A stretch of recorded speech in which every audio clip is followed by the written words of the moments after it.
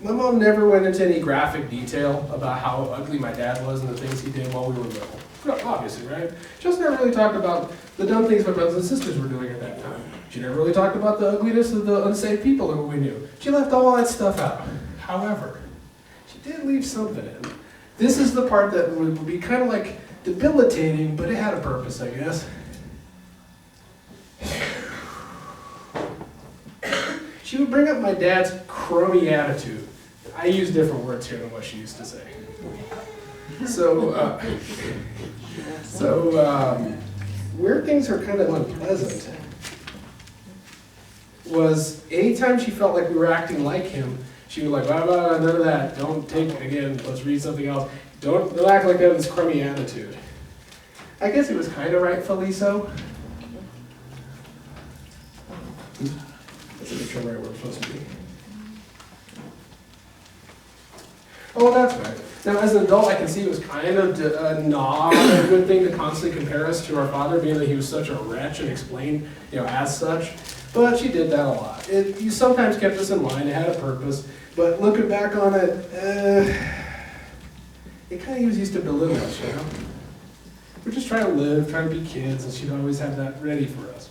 And I'll tell you, like we said, he was always portrayed in a negative light. You'll find out why in a minute, why that's actually 100% correct. But it's like, it was tough to be compared to such a bad guy, because I didn't think he was such a bad guy. Oh, that's right. I had to reiterate it. He was such a scoundrel, vain, selfish, abusive drunkard. So, like I said, I had no reason to disbelieve it about who he was and how he acted, like at all.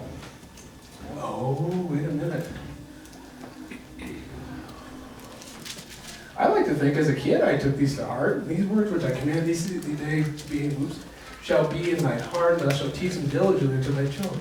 So we did, like I said, boy, did we read Psalms and Proverbs a lot, to the point where, boy, I could have quoted this probably when I was like 10 or 11. I didn't need it, by the way. It made me surprised. I didn't actually know him because he left so early in life. I was born 82, he was gone by 85. So I didn't really know him. I have a couple of vague impressions, and that's it. He showed up on 2 occasions. Neither were positive, but they show me by and large everything I was told about the guy was true. He was cheap, selfish, and unconcerned about our lives. He dismissed every concern I raised. He defiantly refused to assist with tracking down missing child support money. That's its own long problem. He was genuinely scared down to his very soul that he could be asked to pay more in child support. He said on lots of occasions that he had no desire to help, and if I asked for help, that he couldn't be around me.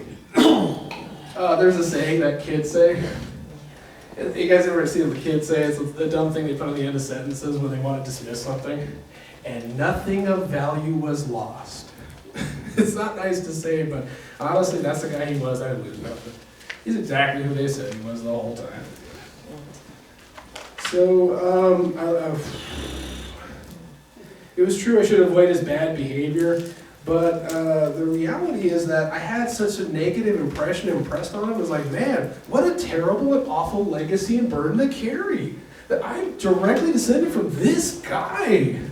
As a kid, it didn't feel good. It weighed on me, but then it didn't. Obviously, God set me free of all this stuff as time went on, obviously. But there was a time in which I hated it. Like, ooh, I hate this guy. I see people with real parents. I see people who have good dads who give a crud about them. Jeez. Did you know I have another earthly father? My grandpa on my mom's side. He is a heck of a man. I'll just have the scripture up as we do this stuff. His name is Joseph Garcia, but I call him Grandpa Joe. I never got to meet him. He passed away before I was even born. He passed away in 1974, and I was born till 1982. Here's the thing, though. Lots of people in my family did meet him. So as the years rolled on, I got to learn so much about the guy. One of the things I knew first about Grandpa Joe, so I get so choked up, it's just kind of a big deal to me. You know that God shows you mercy sometimes in the way that you pass away. You could linger long, and life becomes cruel. You could be snatched away in a moment, with things left undone, unsaid.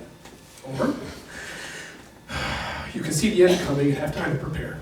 fix some relationships in your life. Be ready for the end. That's what Grandpa Joe got. He unfortunately got the widowmaker. He got the pancreatic cancer. The one back in the 70s, he just didn't live through it. Like even today, it's like 8% of people with it survive, but back then, no.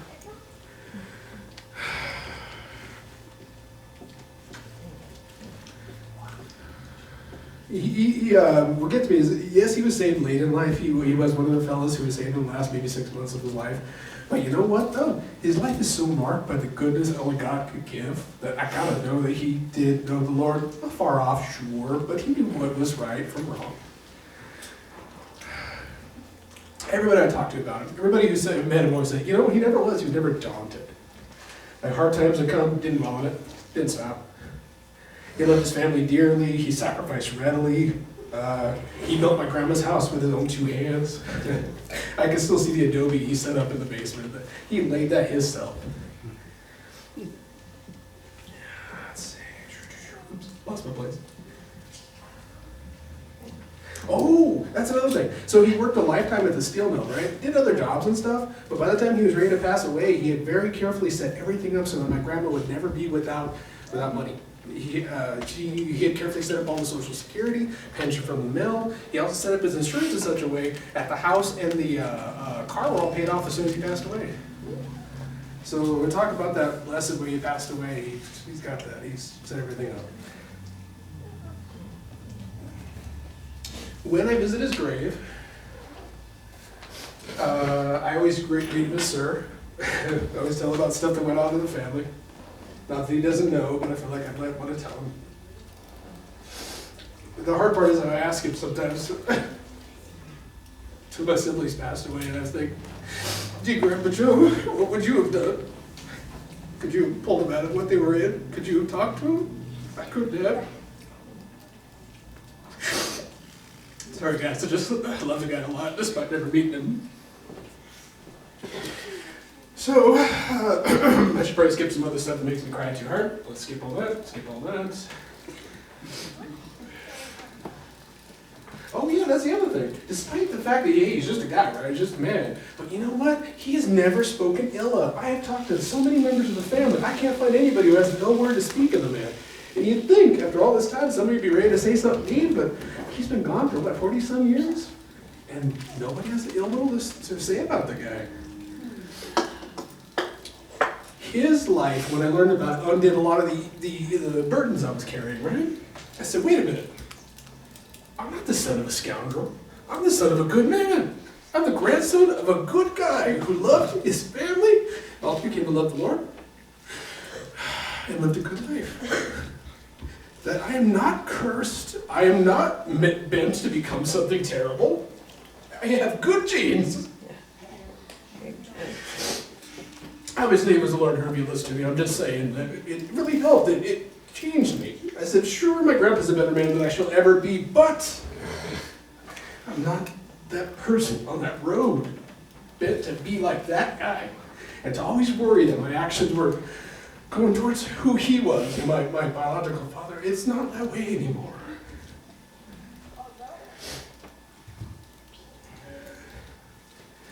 Oh, but you guys gotta know something kind of important, right? Someday all of our fathers will be gone. It ends. Sometimes it ends because you don't know them anymore. Sometimes it ends because they pass away. It ends for lots of reasons. The scripture, the one that we read, when my father and my mother forsake me, then the Lord will take me up. It's not there for no reason. Like we said, the Bible was there to describe the situations that are timeless, the ones that always be with us. This flow of time continues regardless of being 2,000 years ago or today. Sooner or later, the Lord will have to take you up. When I was a lot younger, I read a book called Wild at Heart. When I say a lot younger, I'm just saying like 2010. It feels like a lifetime ago.